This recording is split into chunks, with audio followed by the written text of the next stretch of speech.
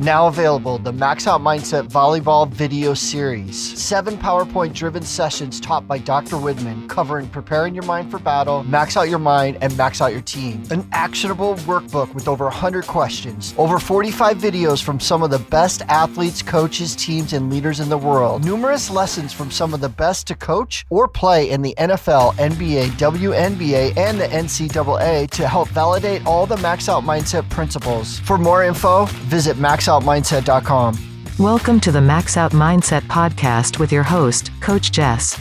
Jess serves as an elite mindset coach to Division I, high school and club athletes, teaching them elite mindset skills, such as confidence and composure, to put them in the best position to max out when it matters the most.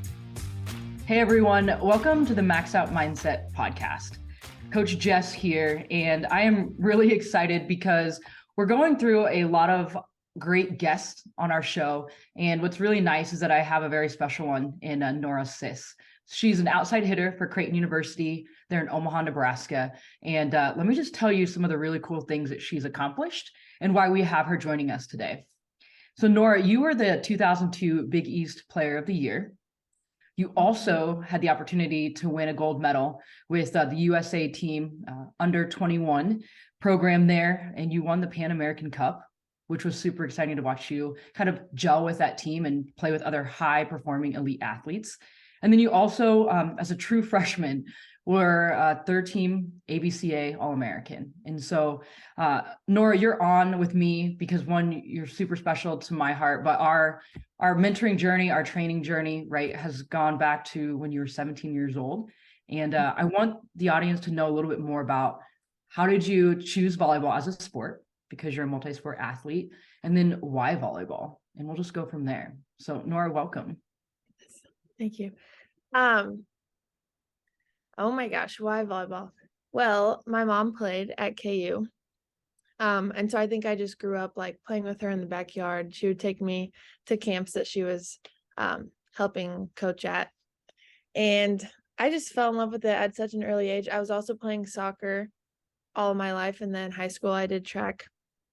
And I loved all three of them. Honestly, I would have considered playing any of them in college if I had the opportunity, but I think volleyball was just really special to me. The team aspect of it. And it's kind of hard to put it any other way than I just have so much fun playing.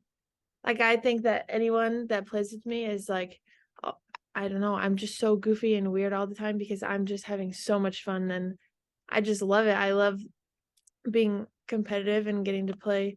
I've been lucky enough to play with a lot of really great people, which has obviously contributed to my love for the sport. But yeah, I think that just the people I've been able to be surrounded by have really helped me to just be myself while I'm playing. And that is the most fun part for me. And just getting to be competitive in that environment is what makes it so special for me. I really like to call out fun. I mean, you are a Division I college volleyball athlete, right? And you just told us you were a multi-sport. How was track for you in high school? Were you decent at it? Tell us a little bit more about why did you do multi-sports? And then, what are some of your accomplishments in those other sports? Well, soccer, I just played club soccer all of my life. And then into high school, I played until my junior year of high school, but only club side because I was doing high school track, which is in the spring. Mm-hmm. And I started out doing the 400, 4x4 and high jump. And then I just ended up only doing high jump. But I really enjoyed it. So what were some of your accomplishments in track though? Well, freshman year and senior year, I won state. Okay. And the reason why I point that out is because when we talk about being a high performing athlete, right? You're very blessed with the gifts and talents, but did you have to put in hard work? Yes, definitely. Did you have to commit every day showing up? Mm-hmm. Okay. Did you have to make some sacrifices? Mm-hmm. Okay. Well, and you are very familiar with Max Out Mindset. You've worked with us in high school. You've worked with us there at Creighton. And so we talk a lot about that 4 C's of being elite within your mind. And the first one's commitment. So tell me a little bit more about how has commitment shown up in your life, and how has the commitment day in and day out showed up for you to receive some of the accolades and titles as an individual, but also as a team. Tell me, in a day in the life of a Norah Sis, what does commitment look like? Like right now? In general, yeah, just I always think about, I get reminded a lot by people, like in high school, my first few years of high school, I was I had school all day, and then I would go to track practice after school, or it was like off-season track workouts in the fall, and then I'd go to soccer practice, and then I'd go to lift for volleyball, and then volleyball practice. And people just they're like, oh my gosh, you're so crazy, like, how are you even doing that? And it just didn't feel like hard work to me, because I genuinely enjoyed like putting in the work and having fun while I was doing it. I'm probably going to say that a lot, but like, I just genuinely have so much fun and get so much joy out of working hard and just playing. It's a game. Like, it's it's so fun for me, and I think that that's what makes it easy. It doesn't feel like a super hard sacrifice. Like, it just feels like something that I've been blessed to be given the opportunity to do, and I just want to give it my all. I just love it. Fun. We're going to hear a lot about fun. High school, I guess. Okay, well, high school. Now I don't do that much. I think the demand is still there. So let's take it back. So that high school schedule right there, just say the day you were doing club soccer, I heard lifting or training in there. I heard volleyball practice. I heard off-season track practice. Talk about time management. Did that come easy for you? How did you learn that? You know, you're a student athlete, so academics is in there. How'd you balance it all? Well, during that time, when I couldn't drive, I think I would like do homework in the car on the way to different practices. I've always been like, my parents are really good about reminding me that school is very important. So that always was really important for me. I definitely in high school had more fun playing sports than doing school. So I would say, honestly, like, the school part was the harder part for me, is getting the motivation to do that. But yeah, nowadays I really enjoy school. I'm finally learning like the things that I want to learn. It's not just like being forced to do the classes in high school, you know? I don't know. Time management is definitely hard, and it's something that I had to learn, especially coming to college. Both school and volleyball has become a bigger demand in my life, but I enjoy it, and we have a lot of really good people that help us to manage our time like that, and that just make it easier. And it's a lot easier when you have people right by your side that are doing the same thing. Like, it's not like you're in it alone and just struggling all the time. Like, we're all doing it, and we're all helping each other out and encouraging each other, and yeah, it's very much worth it. It sounds like you have a really great community around you. Oh, yes. Commitment as a Division I volleyball athlete. How do you do it? How do you manage in season? And let's just take, you just finished a really successful fall season. We'll dive into more of the team stats and some successes along the way, but how do you balance being a Division I athlete? Now you're a sophomore, so you're starting to learn the ropes, but you're getting deeper into your academic courses. How do you do it all? I'm almost a junior, and I don't like that. Like I said, it's a lot about the people that I'm surrounded with. Our coaches are very, they just encourage us. Like, they know us outside of just volleyball players. They want us to be successful after our 4 years of playing volleyball at Creighton. Coach Booth is always talking about like she'll bring alumni in, and she's always talking about like what they're doing now and how they've impacted their community and the world, basically. And it's just really cool to see all of these athletes that, like, growing up, I only knew them as volleyball players, and now they're like changing the world in their career. And I think that's really cool. And that's what she's wanting us to do. So she really pushes us to stay committed to the school part, obviously. Like, on the road, our team is really good about staying on top of academics. We'll like find a coffee shop or go down to the hotel lobby before like a game day, like game day morning. We'll go down there and just all do homework together, because we know that's important. And it's definitely easier when you're doing it with other people. But yeah, then commitment in our sport, volleyball, it's definitely a lot more. I mean, like even just really small things that you don't think about, like mindset training. I never thought that was really important years ago, but like that is a commitment. Sleeping is a commitment. Staying on top of schoolwork is helping you with volleyball because that's relieving some of the stress and helping you to be able to give it your all when you're in the gym, not be thinking about school all the time. Just showing up every day and training hard. I mean, that's a commitment, but I enjoy doing it. Are there ever days where you don't enjoy doing it? Are there days that you struggle with keeping your commitment solid? And how do you get past that? Oh gosh. I would say more often than not, if I'm struggling, it's school, because I like volleyball is just like my happy place. It's where I can go to just, I don't know, do my thing, have fun and work hard. And that's what I enjoy. I enjoy working hard in school. It's definitely harder, especially when I'm tired. Like when I'm tired, I think I'm pretty good at still showing up in the gym and giving it all that I have that day. But when I'm tired, it is hard to do homework sometimes and like study, and I don't know, just to slow things down and like really concentrate is hard for me sometimes, but I don't know. I like to call out that you had mentioned a little bit ago, you have a commitment to sleep, which I think as being athletes, right, you're always on the go, but there's something really special about sleep, recovery, having a real commitment to doing those other things. And so it's really cool. Fun, community, sleep, all good things. I do want to kind of backtrack a little bit. A lot of those accolades, right? Like becoming the Big East Player of the Year, like that's no easy accomplishment. When it comes to maybe that target on your back or wearing some of those bigger accolades, how do you stay authentically you with all the hype around you? How do you stay authentically you as being a teammate first?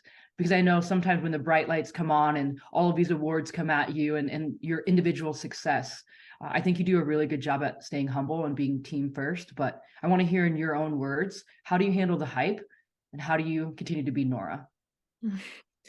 That is something that I struggled with this year, is kind of having a target on my back, I guess.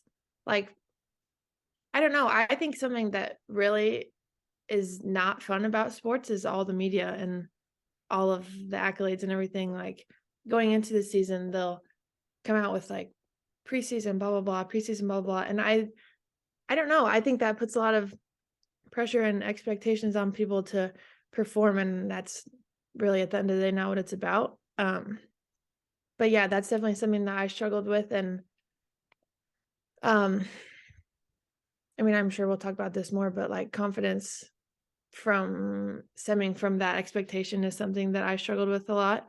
And just feeling the need to like live up to all these things and perform for my team and perform for whoever. That was definitely a struggle for me. And then I started to slowly realize that that's not important. And that I shouldn't be playing or trying to prove myself or whatever, because that ultimately takes away from the team. So confidence for you, you said you struggled with it this year. Yes. Yes, definitely. I think that throughout high school, I don't think I ever struggled that much. And then coming into Creighton, like my freshman year, I just had no expectations for myself. And I think that that's like, I'm my best when I'm playing free and playing fearless. And I think that that's what I did my freshman year. I came in and I wasn't expecting to play necessarily. Obviously I wanted to be on the court and I was going to work hard for that. But I just came in with a mindset of like, why not? Like I was just going to do everything I could, but I wasn't going to beat myself up if I didn't get the role that I wanted to. And that definitely allowed me to play free. And then I think that coming into this year with like all these expectations and like preseason, blah, blah, then that was really hard for me and didn't allow me to play free. And yeah, my confidence struggled because I was trying to live up to all the expectations, and yeah, it was hard, but I slowly got out of that. And I think a big part of what helped me get out of that is leaning on my teammates and my coaches. Something that is really special about this team and my coaches and this whole community is like, when I didn't have confidence in myself, I could tell that they all had confidence in me. And that really, really helped me, knowing that like they weren't going to give up on me. They still wanted, like, I was struggling, and Coach Booth even told me, she's like, I'm not going to pull you just because you having a couple rough games or whatever. Like, you have earned this spot. And that, I don't know, that really helped me. I don't ever, with her being my coach, I don't ever live in fear of like, oh, if I mess up, she's going to take me out of the game or whatever. And I think that that's really important to confidence, is having that community that's going to build you up and not like make you think that you need to be perfect all the time. And, but yeah, and then with confidence, I really started to lean back on my faith as well. That was something, like, I started to really put my identity in volleyball. And I was reminded by so many people, and I learned so much this year about myself and just building my relationship with God, that is not ever my identity. My identity is not in my performance or volleyball or school or anything, but it's in Him. And He's given me this gift to be able to play and these amazing opportunities. And when I take it further and make it about my performance, and that's not what He's wanting for me. And that's not fun at all. I like how you said, you have a really great relationship with Coach Booth. She has led that university in so much success, but the success for her lies in how she loves her athletes, how she leads. And I know her and Doc have a great relationship with Max Out Mindset through the years. And it's a lot of credit to her for her changing as a coach too, allowing you to be able to play fearless and creating an atmosphere with teammates. You mentioned your team was there for you. And oftentimes we hear a lot of successful teams like the U.S. women's team that won gold. What does it mean to out-team another team? For you, you mentioned as well, you leaned on something external, which is your faith. Tell me, how would your teammates describe you in 3 words? Oh my goodness.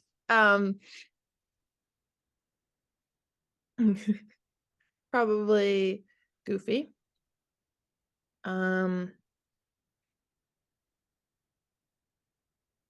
Oh my gosh, this is so hard.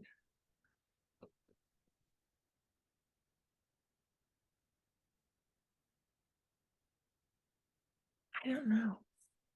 Okay. I would think, what? Go ahead. No, you go. Okay, so the top 3 things, right? So if I were to ask some of your key people on your team, they would describe you as goofy, and what are the other 2? I would hope hardworking. Okay. I think that I work hard. What's the 3rd?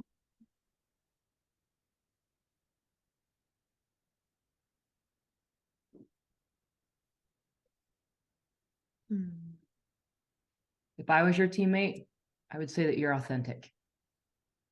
Thank you.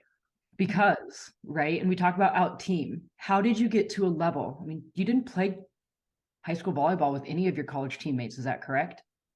Yes.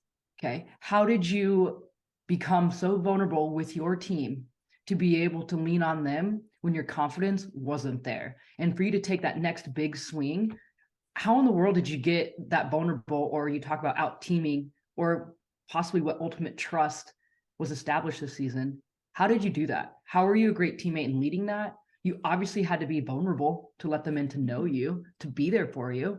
Explain how you got to that point. A lot of us want to out team, want to be team first, but we don't know how. How did you and your team do it? I mean, we put a lot of emphasis on that, is building trust and building our relationships so that in situations like this, or if anyone's struggling, that it's not going to break our team apart. I mean, it's definitely hard. Like you come into college and all of a sudden you're with the same group of girls like all day, every day. And I absolutely love it. I think that this is kind of a side note, but I think that that's really important. When you're going through the recruiting process, is finding those people that you want to spend all that time with, not just that you're gonna be successful with or whatever, but like you're gonna spend so much time with them, you want them to be, I mean, they're gonna be your best friends. And I think that's something that obviously helped me, is I've like so many of my teammates I would go to and I could get vulnerable with. That's something that I struggle with a lot.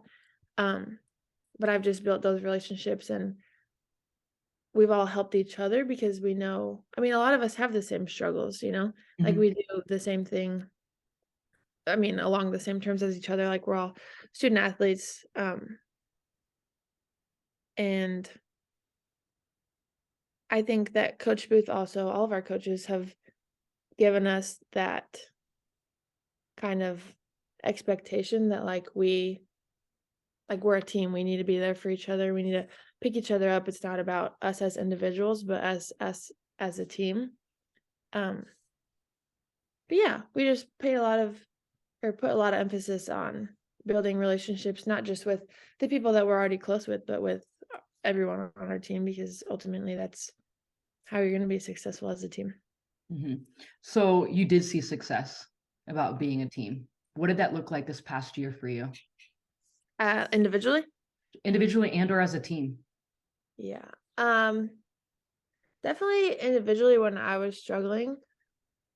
Like I said, my teammates still had confidence in me. They could see that I was struggling, and I don't know, we figured out ways. I mean, we even had I don't know what you wouldn't call it, a team activity with Doc about how we best receive help, or I don't know how to word it, but what our teammates and coaches can do for us when we're struggling.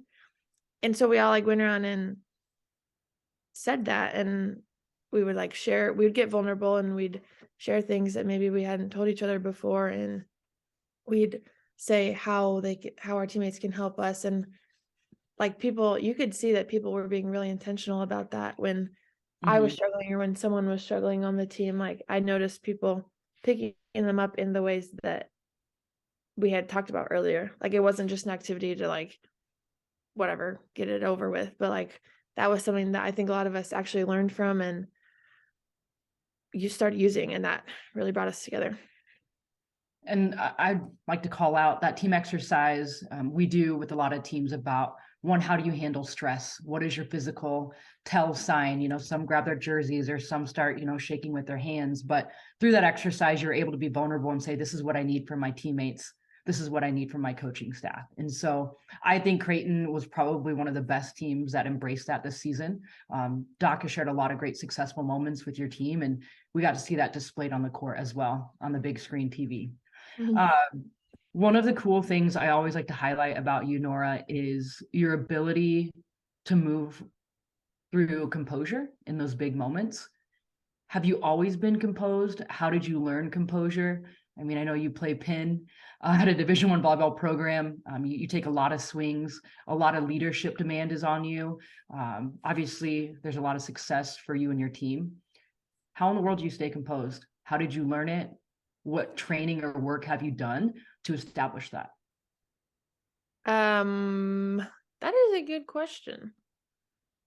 I think this is honestly kind of backwards for a lot of people, but I think that when the pressure is high, at endgame or really exciting, going back and forth, whatever, I honestly think that's when I'm at my best. That's when I'm really going for it.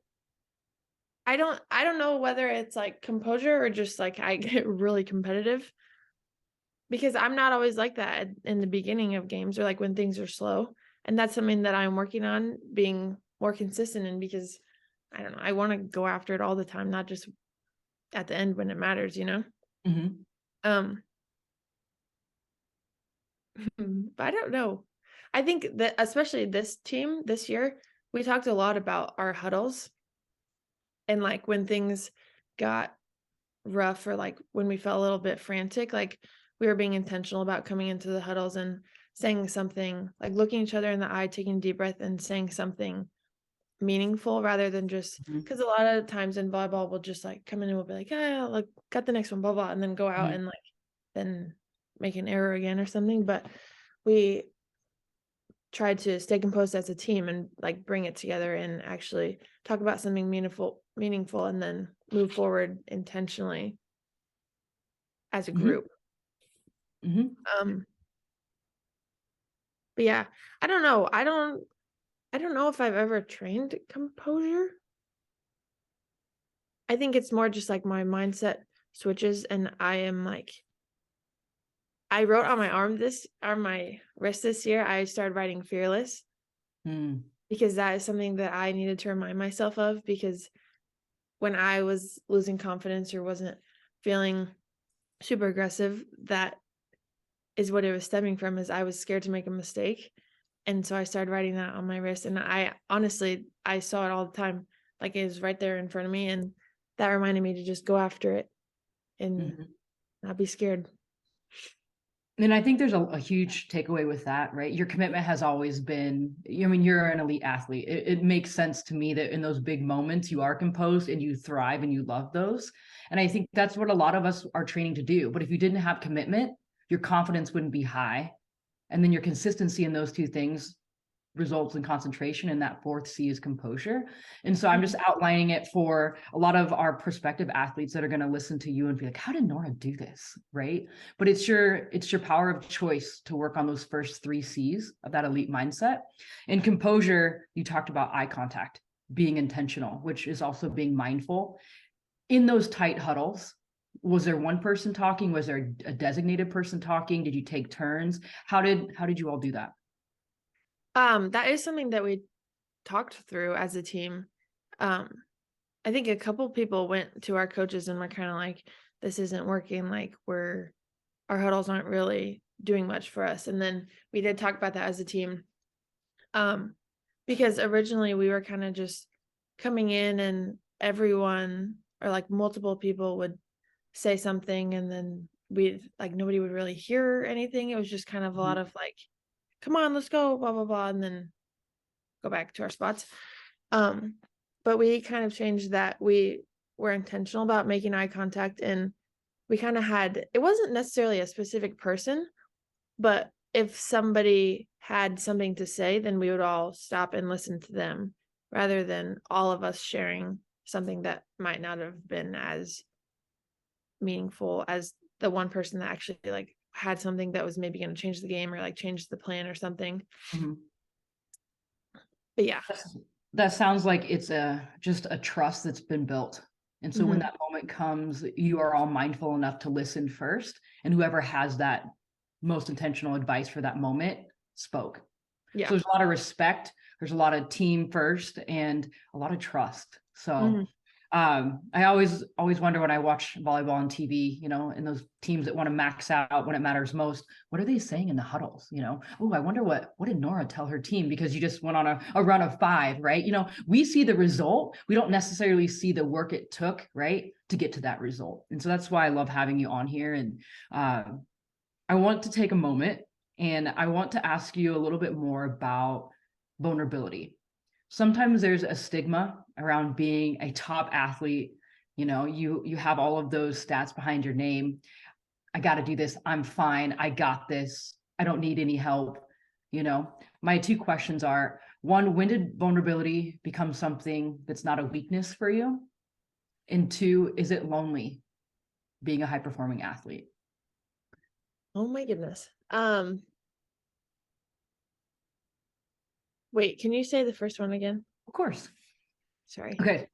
The first question that I want to ask you is, sometimes there's a stigma around being a Division I athlete or a top performing athlete about vulnerability. And sometimes being vulnerable with a team or with a mentor or a coach can be labeled as weakness. When did you embrace vulnerability, and how did you use it to be a strength? And you can think back too of when our paths first crossed. You know, how did we build trust? Why did you be vulnerable? How did that help in your success as an athlete? Yeah. Well, then I'll take it back to when you coached me. We were 17 and you weren't 17. I was 17. And I'm pretty sure we got really close after our season ended, or like it was in the middle because COVID was happening. And it was like slowly everyone was like, well, this tournament got pushed back. This one might be canceled. Nationals is pushed back. And then finally nationals, like our season ended.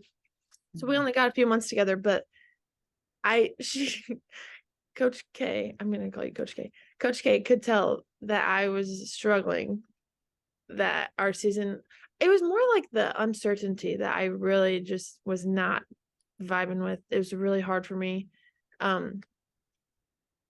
And I think that's when you first were kind of like telling me that I need to open up to you and like explain what was going on in my head. And that's when I think that's when I first realized that like vulnerability is a good thing. Mm-hmm. And like it is okay to struggle, and everybody's gonna struggle. But like if you're just doing it internally, then that's just gonna build and build and build and build. And I still really, really struggle with letting that out or talking with people about that. But then coming to college is more struggles, like different struggles. And right away, I definitely didn't have a lot of people that I could like trust right away. That obviously comes with building relationships. And so, well, I'll talk about sophomore year. This past year, when I was struggling, a lot of people were like begging me to like open up and like tell them what was wrong. And honestly, at first I didn't know what was wrong. And that was really hard for me because I was like wanting to open up and like figure out what was happening in my head. It was all mental. And I wanted to like figure out what's wrong with it, but I could not like put it into words really what I was thinking, or at least maybe I just didn't want to put it into words. But that was hard for me. And then I don't know, slowly I think I want to keep saying this. I'm still working on it because I'm not very good at it all the time. But I just realized that it is all so normal and good to talk about. And one of my friends told me one time, I actually do a Bible study with her, and she said, so okay, I'll relate this to my faith then. My relationship with God definitely helped with my vulnerability and opening up to people who believe the same thing as me. But she was saying, like, the fact that we are all messed up is the reason why I believe in God and in Jesus, that he came and saved us, and like we're in need of a savior, and that is why that's why it's okay that I'm messed up, you know? Does that make sense how I'm saying that? I know that I didn't word that as she did. No, you're doing great. And the thing is, it's hard to articulate because you're still in the trenches. You're still looking, and inside yourself, you're being mindful. You're becoming aware. Hey, what do I need in this moment right now to be successful? And you just said, I don't know, but I know that I want to involve my community, right? And so you're going to relate it to something external that will help you fix this current, situation right now. And one of the things I love too is you want to be vulnerable and you want to process it. I think there's athletes that just stuff it. It's fine. I'll figure it out later, right? And it continues to build. One of the key things when it comes to vulnerability for you is it's a choice, right? There's a moment where you probably thought, I can just figure this out by myself. Why'd you choose in that moment to be external about it? Oh my gosh, because it was just, like I said, I had no idea I thought I was fine, but then the longer it went on, I was like, I need to talk to someone because my confidence is at an all-time low, and that I don't know why. That was like the main thing, is I didn't know why I was struggling so much with that. yeah, just after a while, I like kept building it up, and then I was like, I need someone. Yeah. And it's funny because, as you mentioned earlier, right, your confidence was really low and you were placing your identity and your self-worth in your performance. And sometimes when we talk about confidence, it's sometimes the physical reps, the hours you put in a gym, you personal train, how you recover, those things. But confidence can also come in how you're taking care of yourself outside of the sport you play. And for you, your confidence went up when you chose to put your identity in your faith, when you chose to put your identity in your team. You decided to reach out and ask for help, right? And I think you're smiling because you're starting to see how you're overcoming that. And maybe the next time when you get in a little bit of a rut confidence wise, you might know what to do. Pick up the phone, right? Reevaluate, journal. I think it's just sometimes athletes need to be quiet and process. Hey, what am I feeling right now? Why? What do I need help with? Why continue to keep in touch even after high school, after your club season? Why allow me as far as a mindset mentor or just now a good friend of yours in your life now? And I mean, I know we talk about volleyball sometimes, but that's not what we talk about. Why is there trust now?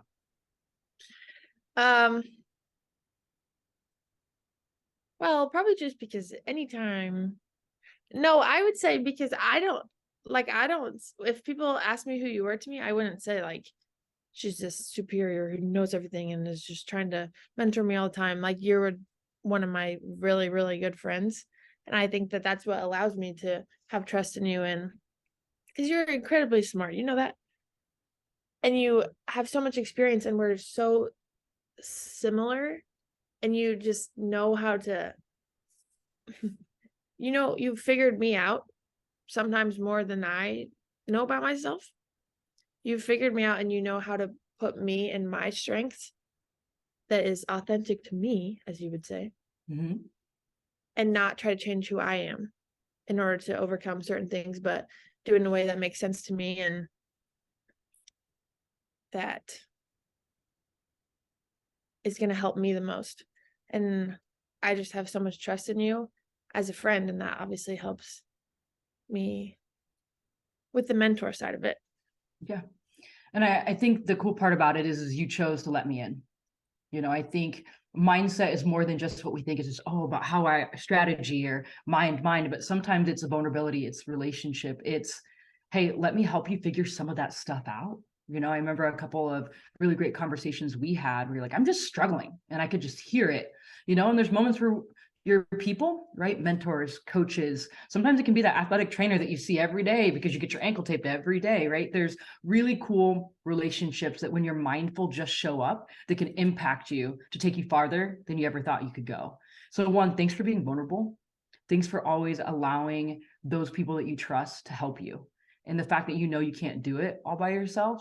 And so now as a team, a group of people, you're trusted people, right? You can be the best version of yourselves. And so, Norah, you've always exemplified humble leadership and commitment. Like I said, you work so hard.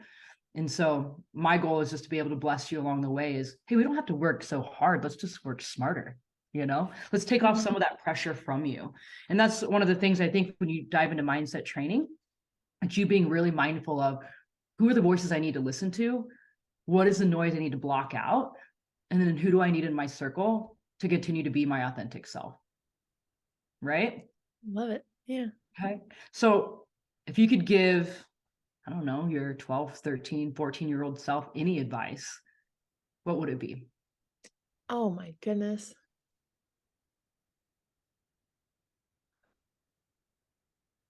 Well, actually, at that age, I didn't really like volleyball that much, I don't think. It could be life advice. It could be volleyball advice or just the younger athlete that wants to be just like you. Because I'm telling you right now, you're really special and you're setting a really great example for women in sports and obviously beyond sports. And that's why I want to know, like, what advice? What do you have to give?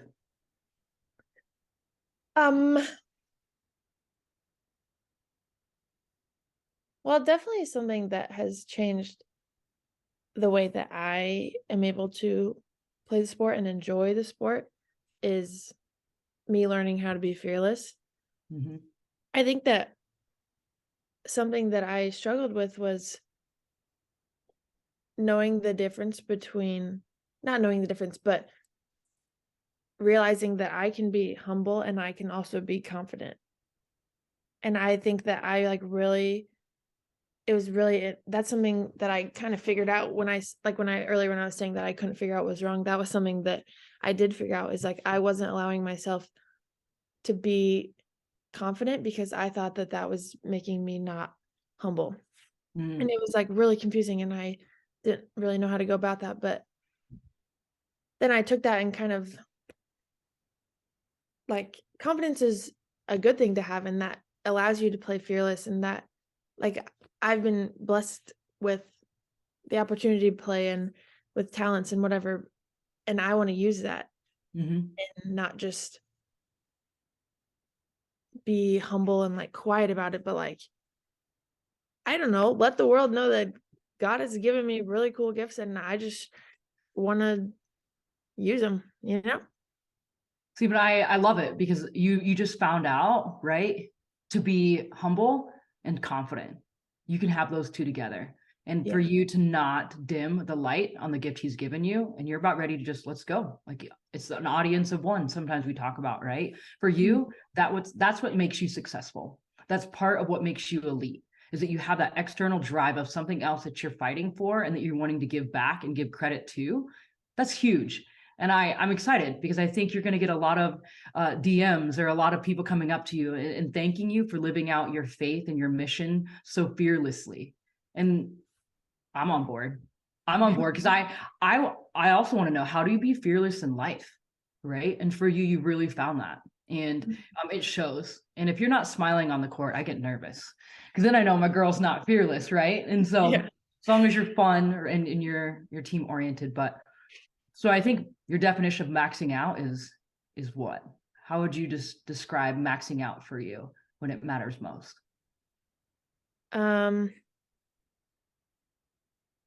I think just giving it my all in the ways that I know how to do, not trying to be someone that I'm not trying to, I don't know, like strive to do things that are out of my control, I guess, but just doing everything in my control, working as hard as I can, and like being intentional about the things. Like I've just learned throughout talking with Doc and you that there are so many things that you can control that like you don't really think about. Like so many small things, like even just, I mean, it's not a small thing, but like mindset training, like that is something that not a lot of people take advantage of, but is so incredibly powerful in life and in like sports. So I love that you mentioned that. It's important. We can talk all day long about things that are important. What made you buy in? Like what made you actually really trust, hey, this mindset training is worth it for me to be the best that I can be? Yeah. I think honestly at the like later high school, just as I continued to, like as you go from high school and club and to college, like the stage obviously gets bigger. And I think that I just started to realize like the pressure's gonna just keep coming, like as we're on a very successful team, and so there's always gonna be pressure and people watching, and like that's really hard to contain composure sometimes and be confident in those situations. And I think that's when it really kind of hit me that like your mind is so powerful in those situations, and so being able to control that and be confident is really, really important. And I love that you're putting the emphasis on mindset training just as much as you're putting emphasis on physically doing reps in the gym. And so, Norah, girl, I feel like you have so much more to offer, but I think one of the cool things is this won't be the last time that you and I get a chance to talk and just share about who you are, who you want to be, and how you're setting a really great example and you're giving back to the sport. So if there's anything else on your heart or top of mind that you want to share or you want to roll on. I don't think so. You don't think so? Okay. Last question. What was the number one song on your Spotify Wrapped list? Or are you an Apple Music? No, I'm Spotify. I'm trying to remember. Oh, actually, I do remember. It's My Testimony by Elevation Worship. Boom. There we have it. Norah, thanks for joining us today, and learned a lot of really great things. We appreciate you. Good luck for your off season. And I know I'll be watching come next fall. Oh, thank you so much.